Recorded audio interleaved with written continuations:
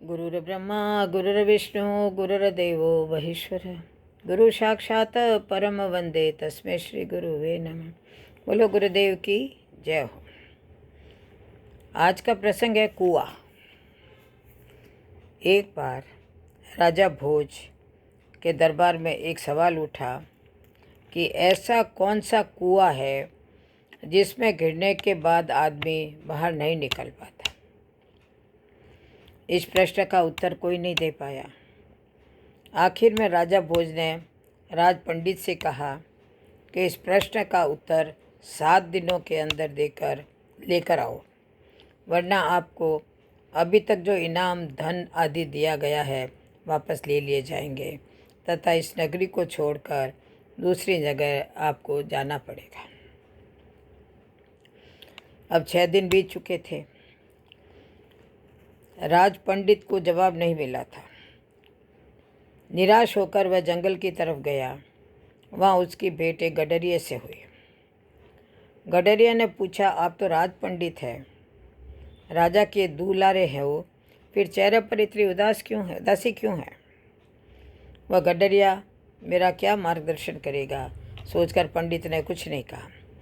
इस पर गडरिया ने पुनः उदासी का कारण पूछते हुए कहा, पंडित जी, हम भी सत्संगी हैं, हो सकता है आपके प्रश्न का जवाब मेरे पास हो, अतः निसंकोच कहिए।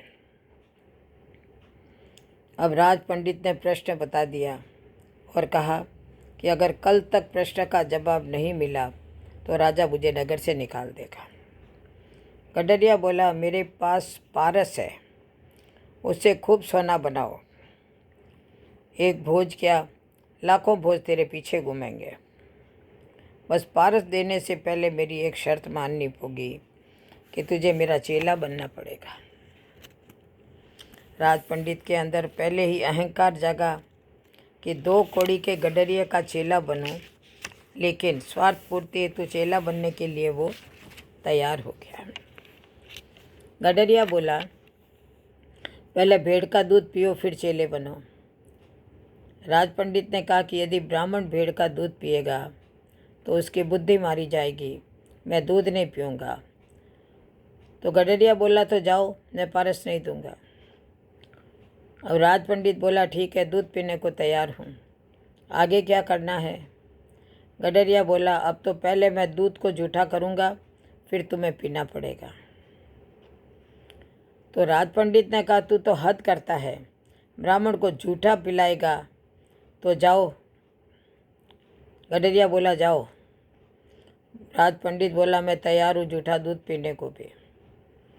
तो गडरिया बोला, वह बात गई, अब तो सामने जो मरे हुए इंसान की खोपड़ी का कंकाल पड़ा है उसमें मैं दूध दूंगा, उसको झूठा करूँगा, कुत्ते को चटवाऊँगा, फिर तुम्हें पिलाऊँगा, तब मिलेगा पारस, नहीं तो अपना रास्ता लीजिए। राज पंडित ने खूब विचार कर कहा, है तो बड़ा कठिन, लेकिन मैं तैयार हूँ। तो गडरिया बोला, मिल गया जवाब। यही तो कुआं है लोभ का, तृष्णा का, जिसमें आदमी घिर जाता है और फिर कभी नहीं निकलता। जैसे कि तुम पारस को पाने के लिए इस लोभ रूपी कुएं में गिरते चले गए। बोलो जय श्री कृष्ण, जय जय श्री राधे।